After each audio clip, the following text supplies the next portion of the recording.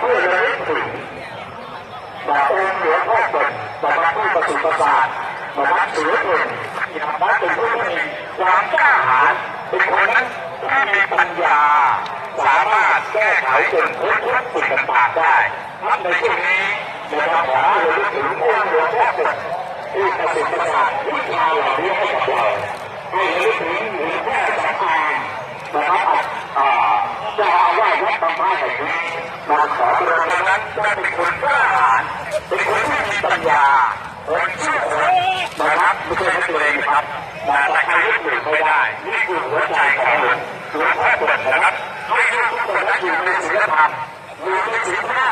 มีวินัยช่วยคนระเบียบของบ้านเมืองมีความละอายต่อบาปมีโอตปาเป็นตัวต่อบาปนะครับจะทำอะไรก็แล้วแต่นะครับเราจะไม่เกลียดเกลียน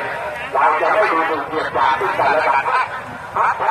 อย่าลืมนะครับตั้งพระโพธิ์สามจักรหรือทุกสิ่งเหมือนกันนะครับ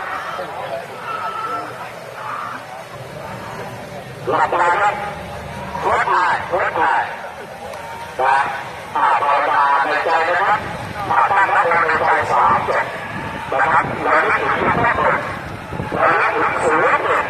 นะครับมันจะมีตื่นเต้นนะครับผมตัวเลยนะครับหรืออาการที่จะเกิดเริ่มโดยไม่มีสติ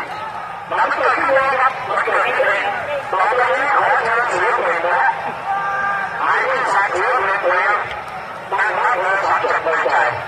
นะโมตัสสะภะคะวะโตอะระหะโตสัมมาสัมพุทธัสสะนะโมตัสสะภะคะวะโตอะระหะโตสัมมาสัมพุทธัสสะนะโมตัสสะภะคะวะโตอะระหะโตสัมมาสัมพุทธัสสะ